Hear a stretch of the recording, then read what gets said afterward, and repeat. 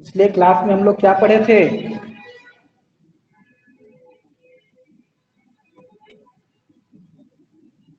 कोई बताएगा?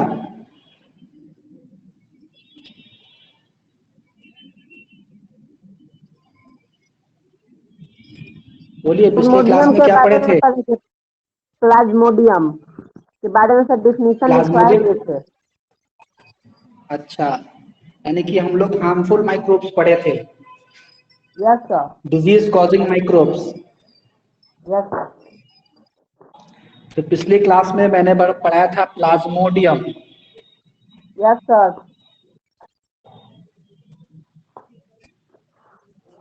जो लिखा हुआ है सो दिख रहा है? Yes sir. चलिए, तो प्लाज्मोडियम की क्या खासियत है? कैसा माइक्रोब है? Yes sir. प्लाज्मोडियम कैसा माइक्रोब है? यूजफुल है या हार्मफुल है? हार्मफुल। हार्मफुल। हार्मफुल है। क्या हार्म है प्लाज्मोडियम से हमें? हमें प्लाज्मोडियम से क्या नुकसान है?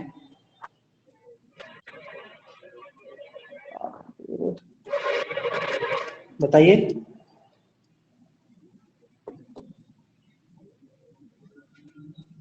प्लाज्मोडियम से हमें क्या नुकसान है? सर उससे मलेरिया होता है।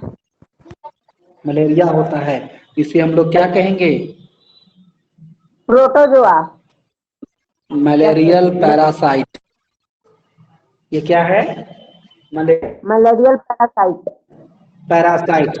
तो ये कैसा माइक्रोब है? ये पैरासाइटिक माइक्रोब है। इसे हम लोग क्या कहेंगे? This is a parasitic microbe. हाँ, पैरासाइटिक माइक्रोब। पैरासाइट किसको कहा गया? पैरासाइट किसको कहते हैं? पैरासाइट मीन्स कहने का मतलब क्या है? यदि हम पैरासाइट को डिफाइन करें, पैरासाइट का मतलब कह सकते हैं कि ऑर्गेनिज्म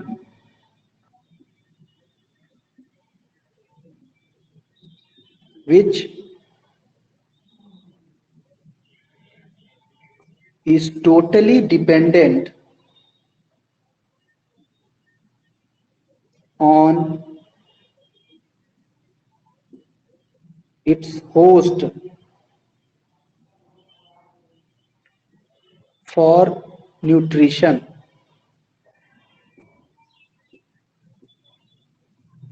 उसे कहेंगे हम लोग parasite. Parasites do not kill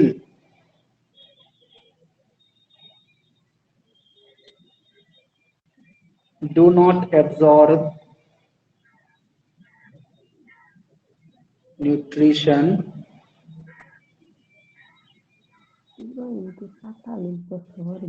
through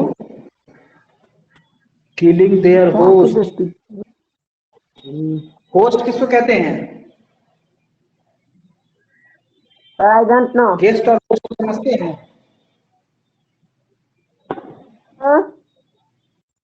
guest और होस्ट में अंतर समझते हैं? यदि हम किसी के घर जाते हैं तो यस हम सर। उस यस व्यक्ति के लिए, अगर मान लीजिए मैं आपके घर पे आऊं तो मैं आपके लिए क्या बनूंगा? गेस्ट या होस्ट? यस। मैं आपके घर जाऊंगा तो मैं आपके लिए क्या हूँ? गेस्ट हूँ। Yes. और आप मेरी देखभाल करेंगे। ठीक है, तो क्या हो गया? आप मेरे लिए होस्ट हो गए। तो यहाँ भी वही हो गया, कोई भी माइक्रो ऑर्गेनिज्म है जो हमारे बॉडी से न्यूट्रिशन एब्जॉर्ब करता है तो वह क्या हो जाएगा? हमारे लिए गेस्ट हुआ। लेकिन गेस्ट फायदेमंद होता है, ये हमेशा क्या होता है? हार्मफुल है, नुकसान ही पहुंचाता है। इसीलिए इसे हम लोग क्या नाम दिए थे? पैथोजेन। मैंने याद कीजिए, मैंने आपको बताया था disease causing microbes. Disease causing microbes are called pathogens. ठीक है, तो सारे के सारे पैथोजेंस पैरासाइट हो सकते हैं या कि नहीं हो सकते? हो सकता। सारे के सारे पैथोजन पैरासाइट हो सकते हैं, हो सकते हैं। जो भी पैथोजन है हमको डिजीज पहुंचाएगा, मतलब क्या होगा? हमसे न्यूट्रिशन लेगा, उसको हमसे दुश्मनी थोड़ा नहीं कि हमको बीमारी पैदा करेगा, यानी कि वो हमारे बॉडी पे आएगा और हमसे न्यूट्रिशन लेगा, बदले में हमको बीमारी पैदा करेगा, बीमारी उत्पन्न करेगा। तो हम कह सकते हैं कि disease causing microbes are called pathogens. तो सारे के सारे हम कह सकते हैं ऑल पैथोजेंस आर पैरासाइट्स।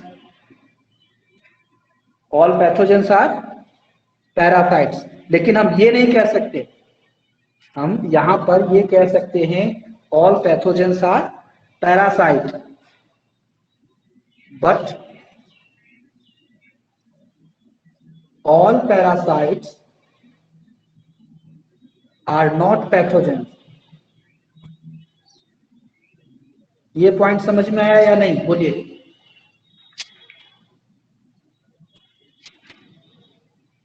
ऊपर में लिखा हुआ है all pathogens are parasites, but all parasites are not pathogens. दोनों सेंटेंस का मतलब समझ में आया या नहीं आया?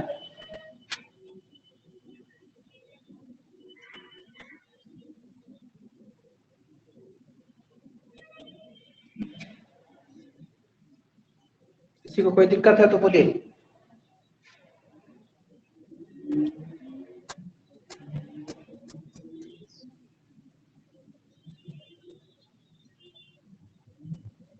ये दोनों सेंटेंस सबको समझ में आया या नहीं आया? ये और ये।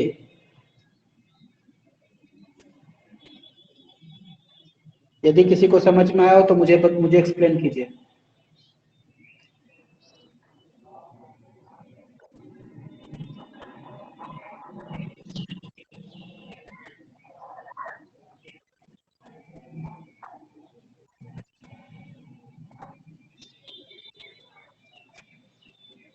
सर आप समझा दीजिए फिर एक बार। नहीं, मैं तो समझाऊंगा ही, लेकिन मैंने कहा कि ऑल पैथोजेंस आर पैरासाइट्स। सारे के सारे पैथोजेंस पैरासाइट्स होते हैं, but all parasites are not pathogens. ये कैसे संभव है? How it can be possible? क्योंकि सर जो डिजीज हम लोग पैथोजेंस के कारण जो हम लोग को डिजीज होता है वो सर माइक्रोब के कारण जो हम लोग को डिजीज होता है वो पैथोजेंस कहलाता है। हाँ, अच्छा ठीक है, मान लेते हैं। कुछ ऐसे पैरासाइट्स का नाम बताइए जो हमको डिजीज कॉज नहीं करते हैं। जब हम कह सकते हैं कि all parasites are not pathogens, ठीक है, तो किसी ऐसे पैरासाइट का नाम बताइए जो हमको डिजीज कॉज नहीं करते हैं, डिजीज नहीं कर देते हमको। उसका नाम बता दीजिए, एग्जाम्पल बोलिए, तभी तो ये बात सही माना जाएगा। क्योंकि हम जानते हैं कि disease causing microbes are called pathogens. क्या? लैक्टोबैसिलस। लैक्टोबैसिलस पैरासाइट है ही नहीं। Sorry sir.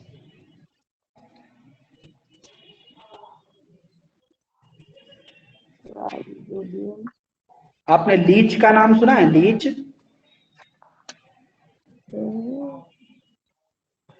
Yes sir. क्या होता है? जोंक जोंक जो पानी में सब चलता है, अभी जोंक। धान के रूप में सब ज्यादा निकलता है सर पोखरी में ये होता है। पैरासाइट है, ये पैरासाइट है, लेकिन इससे हमको कोई डिजीज नहीं होता है। पैरासाइट कैसे? यदि हमारे स्किन से अटैच हो जाए तो हमारे स्किन में घाव करके, इंजर्ड करके, उससे अपना न्यूट्रिशन मतलब हमारा ब्लड सक कर लेता है, लेकिन बदले में हमको कोई डिजीज नहीं देता है। नुकसान तो होता है, पैरासाइट होगा तो नुकसान करेगा। पैरासाइट हमें जब भी हमारे बॉडी से पैरासाइट उत्पन्न करेगा हमको नुकसान ही पहुंचाएगा, लेकिन डिजीज कॉज नहीं करता। इसके कारण हमें कोई डिजीज नहीं होता है। ये जानते हैं लीस, बाल में जूम होता है। Yes sir. Yes sir. ये भी पैरासाइट है, लेकिन दोनों का दोनों क्या है, पैथोजन नहीं है।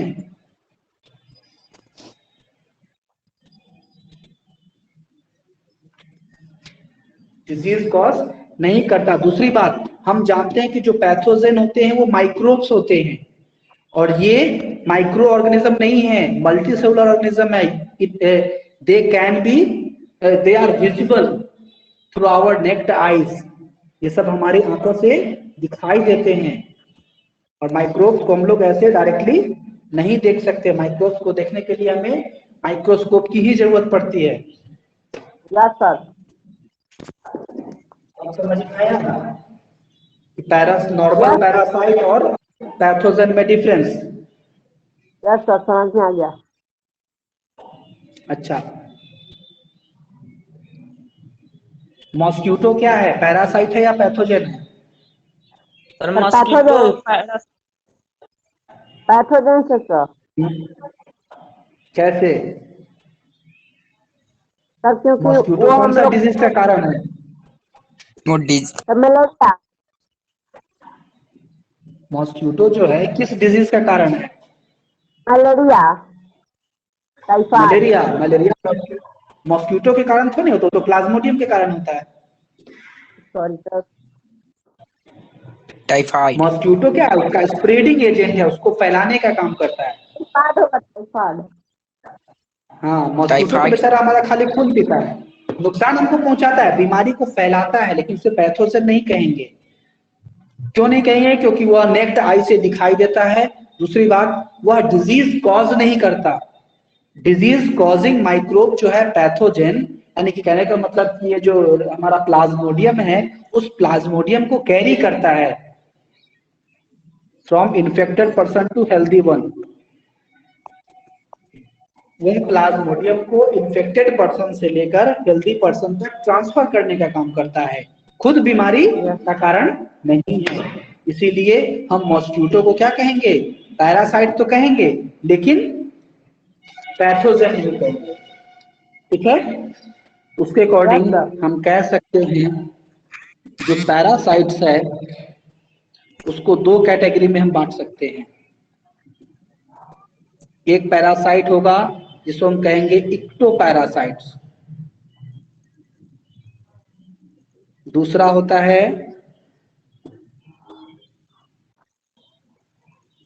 इंडोपैरासाइट्स।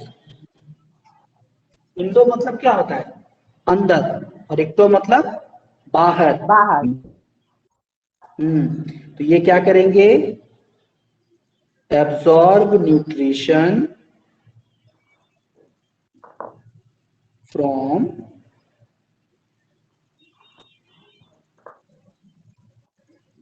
Outside of body.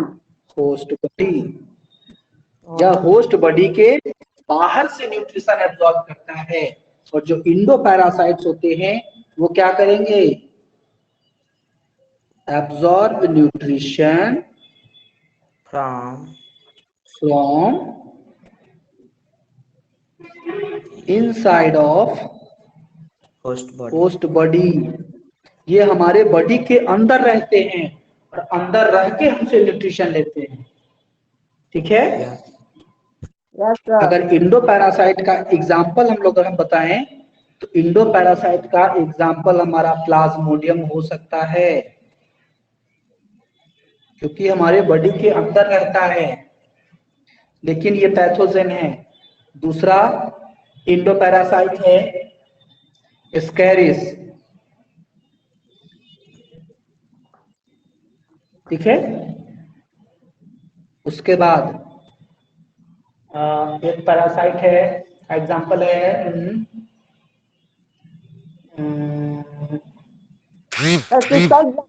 इंडो का, इंडो पैरासाइट का है। इंडो पैरासाइट का टेप वर्म का नाम सुने हैं?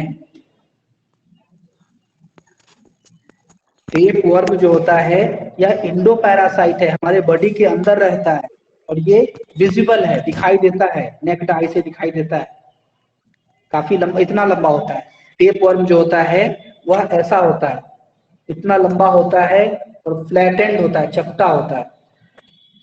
माउथ उसका इस तरह से होता है, इस तरह से काफी चपटा होता है और ये विजिबल है, दिखाई दे सकता है हमको। टेप टेप किसको कहते हैं? टेप किसको कहते हैं? फीता को। ठीक है, तो फीता की तरह चौड़ा होता है, फ्लैटेंड होता है, चपटा। तो ये देखिए, ये चपटा है ना, राउंड नहीं है, और ये राउंड शेप है, ये सब आप लोग जानते हैं। तो जो राउंड शेप का वर्म मतलब से कहा गया राउंड वर्म, ठीक है, और ये फ्लैट है इसलिए कहा गया फ्लैटेंड वर्म या टेप वर्म। तो जो टेप वर्म है वो इंडो पैरासाइट है, हमारे बॉडी के अंदर रहता है और हमारे बॉडी के अंदर से न्यूट्रिशन लेता है। इक्टो पैरासाइट जो हमारे बॉडी के बाहर रहता है, बाहर से न्यूट्रिशन एब्जॉर्ब करता है, इसलिए उसे कहा गया इक्टो पैरासाइट। इक्टो पैरासाइट में हम लोग एग्जाम्पल क्या लिख सकते हैं? मॉस्किटोज, ठीक है, leech, flies, these are ectoparasites. ये हमारे बॉडी के बाहर से न्यूट्रिशन लेते हैं। Yes sir. मच्छर कभी मुंह के अंदर घुस कर नहीं ना काटता है? No sir. नो सर, कभी ना पूछ ले। अच्छा ये बताइए, चींटी पैरासाइट हो सकती है या नहीं हो सकती है? Yes sir. चींटी क्या पैरासाइट हो सकती है? सर एक्टो पैरासाइट हो सकता है। कैसे? चींटी हमारा खून पीती है क्या? नो सर, केवल काटती है। चींटी केवल काटती है, डंक मारती है, खून नहीं पीती है हमारा, इसलिए चींटी पैरासाइट नहीं है। बात समझ में आई? Yes sir. लेकिन ये कार्निवोर जरूर है।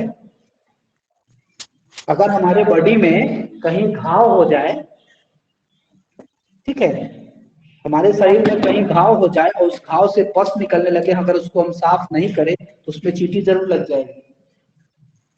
और सर मत हाँ, कार्निवोर है लेकिन पैरासाइट नहीं है। और कोई कंफ्यूजन? No sir. अब आप लोग को पैरासाइट और कार्निवोरस में या पैथोजन में डिफरेंस खत्म हुआ? Yes sir. चलिए, अब कुछ ऐसे आपको पढ़ना है पैरासाइट्स में। अब आपको जो भी पढ़ना है पैथोजन में, तो उस पर या कह सकते हैं माइक्रोब्स का, तो कुछ माइक्रोब्स हमारे बैक्टीरिया हैं, कुछ वायरसेस हैं और कुछ प्रोटोजोआ है। तो आपको इस सबका एग्जाम्पल याद रखना है, ठीक है। तो अगर मैं सबसे पहले बताऊं कि प्रोटोजोआ में कौन है और प्रोटोजोआ क्या होता है, ये आपको फिर नेक्स्ट क्लास में पढ़ना है। ये सही नेक्स्ट क्लास में पढ़ना है। सर प्रोटोजोआ एक प्रकार का क्या? प्रोटोजोआ एक यूनिसेलुलर ऑर्गेनिज्म है, सिंगल सेल का होता है ये। Yes sir. और डिजीज कॉजिंग, ये डिजीज कॉजिंग भी हो सकता है। यस।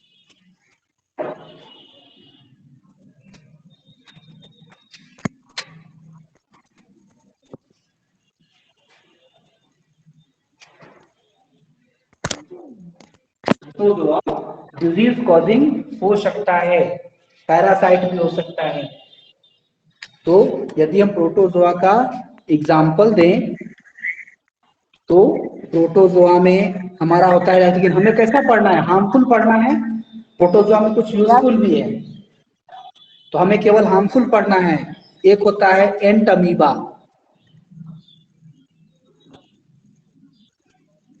पूरा नाम है इसका एंट अमीबा हिस्टोलिटिका। ये प्रोटोजोआ है जो डिजीज कॉज करता है। दूसरा प्लाज्मोडियम, ये भी डिजीज कॉजिंग है। एंट अमीबा के कारण डायरिया डिजीज होता है। एंट अमीबा के कारण डायरिया डिजीज, डायरिया का नाम सुने हैं ना, जिसमें उल्टी और दस्त दोनों होता है।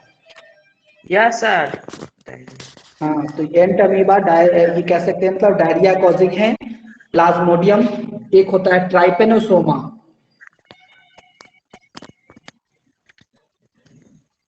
ट्राइपेनोसोमा यह एक ऐसा पैथोजन है या प्रोटोजोआ है जो बहुत अच्छा बीमारी दे देता है। इस बीमारी से हमको फायदा होता है। पता है इस ट्राइपेनोसोमा के कारण हमको कौन सा डिजीज होता है? स्लीपिंग सिकनेस, हमेशा मन करता है सोने का। अच्छा बीमारी है ना? No sir. नो सर, गड़कर नहीं है। है? सर नो ज्यादा सर, सोने तो के हम सोते रहते। कारण ज्यादा कोई सोने बीमारी से होती शरीर का दिक्कत अच्छा, हो घर जाता में है। सर ज्यादा आप लोग सोने से सोते रहते बीमारी हैं, होता है कोई। घर में आप लोग सोते रहते हैं, कोई जगाता आता गुस्सा नहीं आता है? इसमें तो और अच्छा है कि हमेशा सोने का मन करेगा, हमेशा सोते रहेंगे। सर गुस्सा आता है ये मगर सर ज्यादा सोने से सर कोई बीमारी होता है इससे, ज्यादा सोने है। से। तो देखिए, तो ये ज्यादा नींद आना ये बीमारी हो जाता है कि आप थोड़ा ज्यादा सो लेना, ये तो खैर ठीक हो सकता है, आदमी सो सकता है, सोना बहुत जरूरी है, लेकिन ज्यादा सोना डिजीज का कारण हो सकता है। होगा ये कंफर्म नहीं है, लेकिन हो सकता है। ये सभी क्या है? प्रोटोजोआ है जो डिजीज कॉज करते हैं। आई बात समझ में? Yes sir. अच्छा, अब कुछ डिजीज कॉजिंग वायरस का नाम बता दीजिए। Sir disease causing virus. Sir sir corona virus. Corona ठीक वायरस। है सर, हेपाटाइटिस। सर हाँ हेपाटाइटिस। बिल्कुल सही, कोरोना वायरस। और hanta virus. Sir chicken hanta pox. Virus, yes. Sir chicken hanta pox. Virus और chicken chicken pox. Pox disease है। अरे वो बाप रे। सब डिजीज का नाम है, मैंने वायरस का नाम पूछा। ओ वायरस। एक होता है H1N1 वायरस,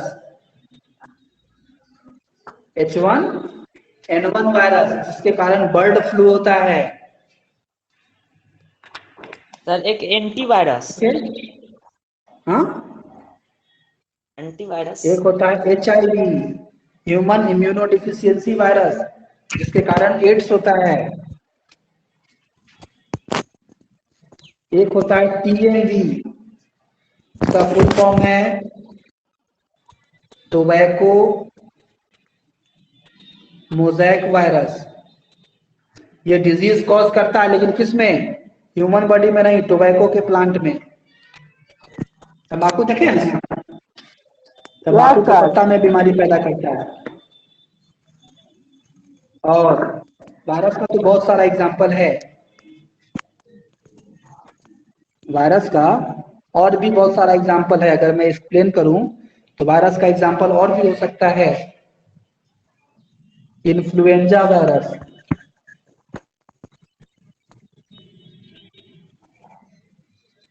इन्फ्लुएंजा वायरस, इसके कारण हमारा क्या होता है? कॉमन कफ एंड कोल्ड हो जाता है। जो नॉर्मल सर्दी जुकाम बुखार हो जाता है, लोग होता है सीजनल बुखार हो गया है, इसके कारण, इसका कारण क्या है? Influenza virus. ठीक, यस सर। ये सब समझ में आ रहा है?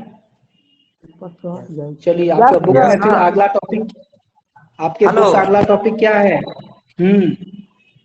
सर, बाल पकना सर किसके कारण होता है? बाल पकना किसी वायरल इन्फेक्शन नहीं है। Yes sir. ठीक है,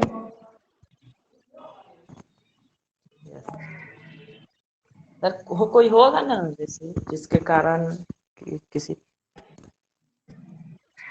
नहीं, ये तो हमारा एज के कारण भी ऐसा होता है। ठीक है, बाल को बढ़ने के लिए कुछ स्पेशल प्रोटीन की जरूरत होती है। यदि हमारे बॉडी में उस प्रोटीन की कमी हो जाए, यदि हमारे बॉडी में उस पर्टिकुलर प्रोटीन की कमी हो जाए, तो भी हमारा बाल जो होगा वो व्हाइट कलर का हो जाता है। आगे जब आप सीनियर क्लास में जाएंगे तो आप पढ़ेंगे, एक प्रोटीन होता है मिलेनिन प्रोटीन कहा जाता है उसको, यस। Melanin protein. यस। ठीक है, ये किसके लिए जरूरी है? Essential for black colour. अब ये ब्लैक कलर ऑफ आईज भी हो सकता है, हमारा स्किन का भी हो सकता है, हेयर का भी हो सकता है। हमारे बॉडी में जो भी ब्लैक कलर आता है उसका मेन कॉज है मेलानिन प्रोटीन।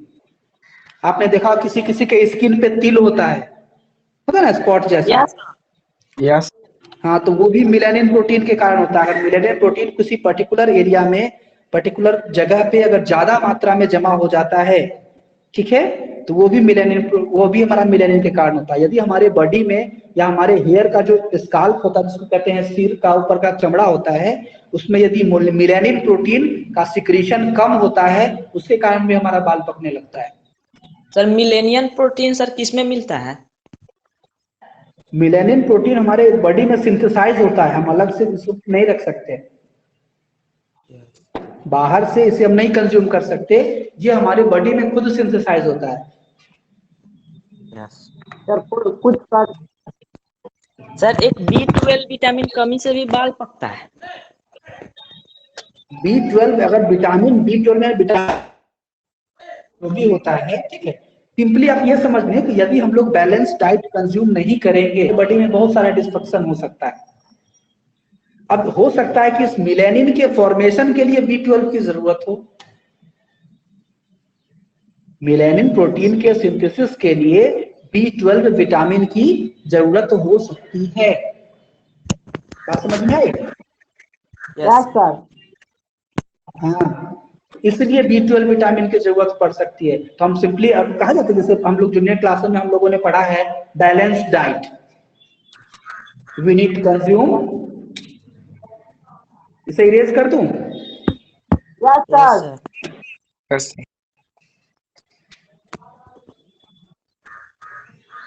अगर स्क्रीनशॉट लेना है तो ले सकते हैं, यस सर। नो पहले स्क्रीनशॉट ले लीजिए, उसके बाद मैं इरेज करता हूँ, फिर इसके बाद बताऊंगा।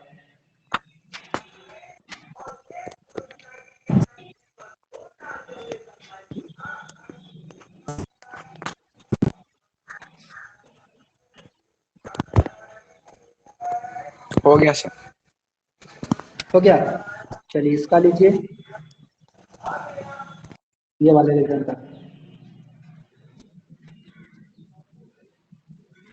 अब मैं आगे बताता हूँ इसको इरेज करके।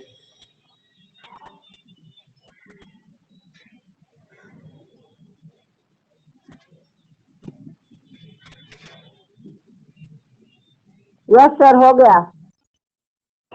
ठीक है, अब मैं बात कर रहा था बैलेंस्ड डाइट की, ठीक है। तो what is balanced diet?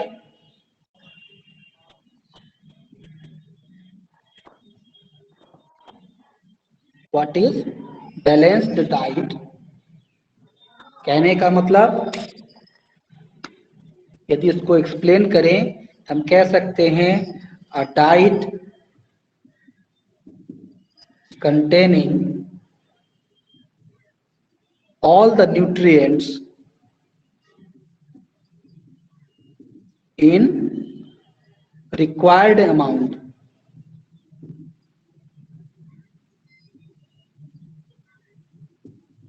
Required amount कहने का मतलब क्या है? हमें हमारी बॉडी के प्रॉपर ग्रोथ के लिए जितनी जरूरत है उतना ही, ना उससे कम ना उससे ज्यादा। यानी कि वैसा फूड जिसमें सभी तरह का जो न्यूट्रिएंट्स है वह प्रॉपर अमाउंट में यदि प्रेजेंट है, तो that diet is called as balanced diet. इसीलिए हमें सलाह दी जाती है बचपन से कि घर में जो भी खाना मिले, हर तरह का भोजन हमें करना चाहिए। यदि कोई पर्टिकुलर डिजीज, यदि कोई विशेष प्रकार का ही डाइट अगर हम लोग बार बार कंज्यूम करते हैं, तो हो सकता है कि उस डाइट में जो न्यूट्रिएंट्स होना चाहिए, nutrients means proteins, vitamins, fats, minerals, ठीक है, ये सभी चीज अगर है उसमें, तो हो सकता है कि कोई पर्टिकुलर हमारे पास ज्यादा मात्रा में हो जाए और कुछ कम मात्रा में भी हो सकता है। तो जो ज्यादा हो जाएगा तो वो भी हमारे लिए हार्मफुल है, कम होगा तो भी हार्मफुल है, ठीक है। अगर मान लीजिए कि बैलेंस डाइट अगर हम कंज्यूम नहीं करते हैं तो उसके कारण हमें डिजीज होता है, उस डिजीज को कहा जाता है डिफिशियंसी डिजीज। Yes sir. इस डिजीज के लिए कोई पैथोजन नहीं होता है, इस डिजीज के लिए कोई पैथोजन नहीं है।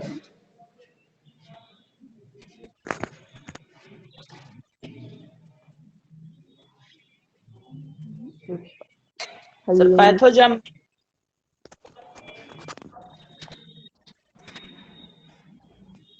इसका नाम है डिफिशियंसी। डिफिशियंसी कहने का मतलब होता है कमी। तो इसको कैसे डिफाइन करेंगे? Diseases which are caused diseases which are caused due to lack of vitamin certain nutrient। केवल विटामिन ही नहीं कहेंगे, certain nutrient कुछ भी हो सकता है, are called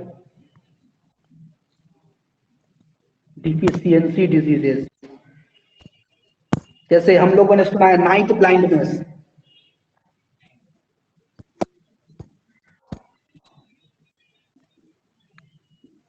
yes sir, vitamin A के कारण होता है। हाँ, किसकी कमी के कारण होता है? Vitamin vitamin A. ए की कमी के कारण। हाँ, दूसरा है एनीमिया। एनीमिया डिजीज है, ये किसकी कमी के कारण होता है? Due to lack of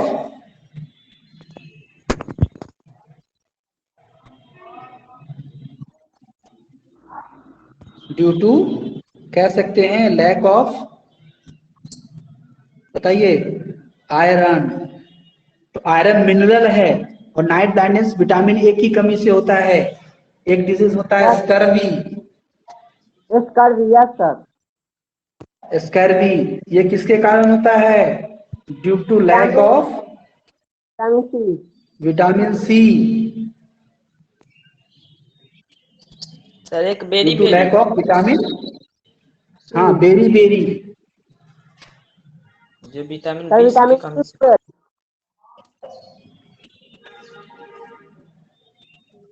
vitamin B. Yes. तो ये सभी डिफिशियंसी डिजीज है। ये डिफिशियंसी डिजीज के लिए कोई पैथोजन रिस्पॉन्सिबल नहीं है, इस डिजीज के लिए कोई भी पैथोजन रिस्पॉन्सिबल नहीं है। नहीं। नहीं, यस सर। ये सब क्या है? Due to lack of certain nutrients. यदि हम बैलेंस डाइट कंज्यूम नहीं करते हैं तो हमारे बॉडी में किसी भी न्यूट्रिएंट की कमी हो सकती है। उसकी कमी से बहुत सारे डिजीजेस हैं। अब कोई पर्टिकुलर न्यूट्रिएंट्स ज्यादा हो जाएगा तो भी डिजीज होता है। आपने नाम सुना है डायबिटीज का? Yes sir. यस। सुना है ना? तो डायबिटीज क्या यस। है? यदि हमारे बॉडी में हम जो फूड कंज्यूम कर रहे हैं उस कंज्यूम फूड में कार्बोहाइड्रेट यदि ज्यादा मात्रा में हो जाए,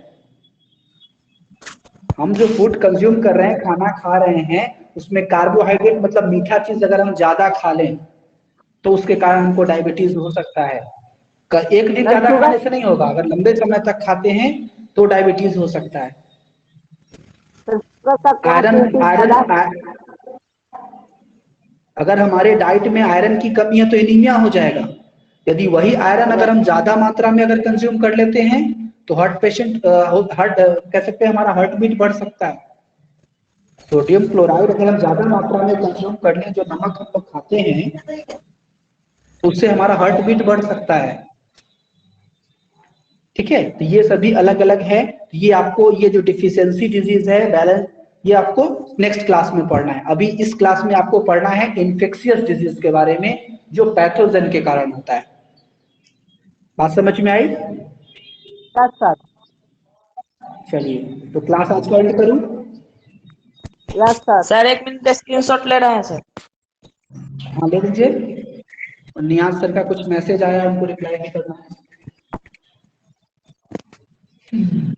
स्क्रीनशॉट इसका ले लीजिए। फिर हम लोग मिलेंगे नेक्स्ट यस क्लास में। इसके बाद आगे टॉपिक क्या पढ़ना है, किसी कोई बुक देख के बताइए तो।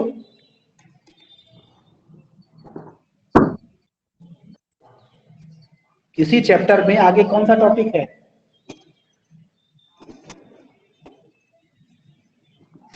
चलिए ठीक है, अगले दिन नेक्स्ट डे देख के रखिएगा। Sir heat and cold treatment. Heat and cold treatment. अच्छा ठीक है, ठीक ठीक